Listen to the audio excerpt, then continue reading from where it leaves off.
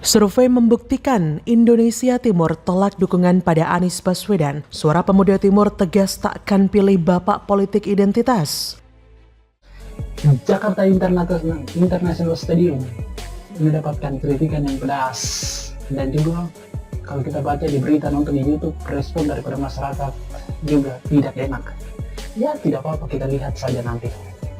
Tapi kayaknya untuk Papua mungkin Anies mungkin tidak mendapatkan suara.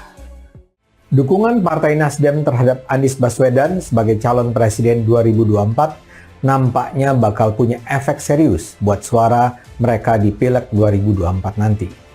Dukungan suara buat Nasdem akan menurun, terutama di kalangan non-Muslim dan daerah Indonesia Timur.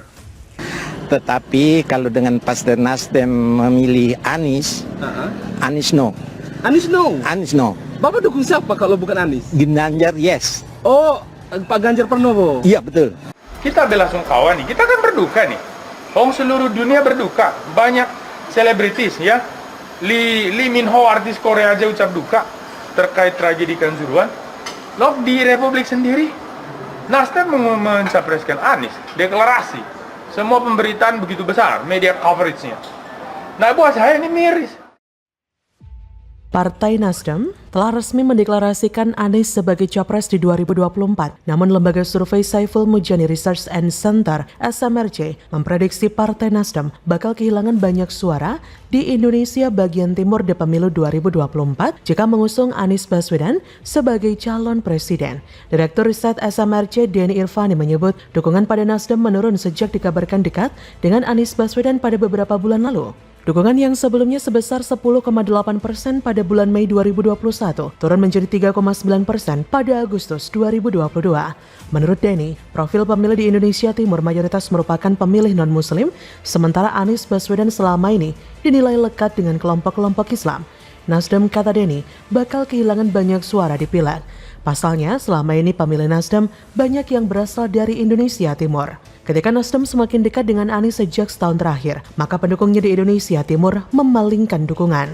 Denny pun memaparkan selama pemilu 2019, pemilih Nasdem juga lebih banyak disumbang dari pendukung pasangan Jokowi Ma'ruf ketimbang pasangan Prabowo Sandiaga. Menurutnya, sebanyak 12% pemilih Jokowi pada Pilpres 2019 ikut memilih Nasdem sebagai partai pilihannya. Jadi bisa disimpulkan bahwa Jokowi pada 2019 memberikan dampak yang positif terhadap elektabilitas Nasdem. Survei yang dilakukan oleh SMRC melibatkan 1.053 responden yang dipilih secara acak. Wawancara dilakukan dengan tatap muka. Margin of error survei ini kurang lebih sebesar 3,1%. Sebelumnya, Wakil Sekretaris Jenderal DPP Nasdem Hermawi Taslim mengatakan justru partainya tak kehilangan dukungan dan kader setelah mendeklarasikan Anies. Menurut Hermawi, keputusan Nasdem mengusung Anies justru menambah kekuatan partai. Ia menyebut kader Nasdem bertambah sekitar 3.601 orang setelah deklarasi Anies capres. Benarkah? Padahal pernyataan Hermawi tersebut belum bisa dibuktikan, sedangkan apa yang terjadi di lapangan tidak demikian. Banyak kader Partai Nasdem yang mundur karena pencapresan Anies Baswedan, seperti Ketua Departemen Bidang UMKM Nilu Jelantik, Wakil Ketua Bidang Hubungan Eksekutif Nasdem Bali Anak Agung Ngurah Panji Astika, Ketua DPW Gerakan Restorasi Pedagang dan UMKM Garpu Nasdem Sulawesi Utara, Frederick Lumalente. Ini semakin membuktikan bahwa elektabilitas Nasdem semakin hari semakin turun. Jangankan 20% porsi suara, Nasdem memperoleh suara 10% pun masih belum. Akan tetapi, partai yang dibangun oleh Surya Paloh ini sudah pongah dan sombong. Nasdem ini sepertinya memiliki ketua umum yang bukan seorang strategis. Ketua Umum Surya Paloh kelihatan sangat ingin menutupi sesuatu. Beberapa teman mengatakan jika ketika Anies Baswedan dijadikan capres, maka Anies akan sulit dipidana. Apakah itu benar? Ya, silakan direnungkan.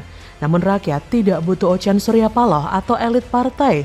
Kenapa mereka mendukung Anies? Karena mereka semua hanyalah para petinggi partai yang bermain politik di tingkat atas. Bukan membaur bersama rakyat di bawah. Bukan memperjuangkan apa yang diinginkan rakyat. Mungkinkah nanti Nasdem akan mengemis-ngemis kepada mantan kadernya untuk kembali karena mereka secara suara sekarang sudah sangat gembos?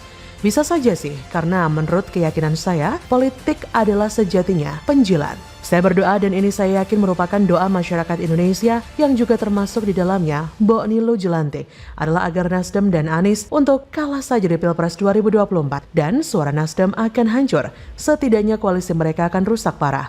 Mendukung politik identitas adalah bentuk kejahatan etika. Jadi bagaimana menurut Anda?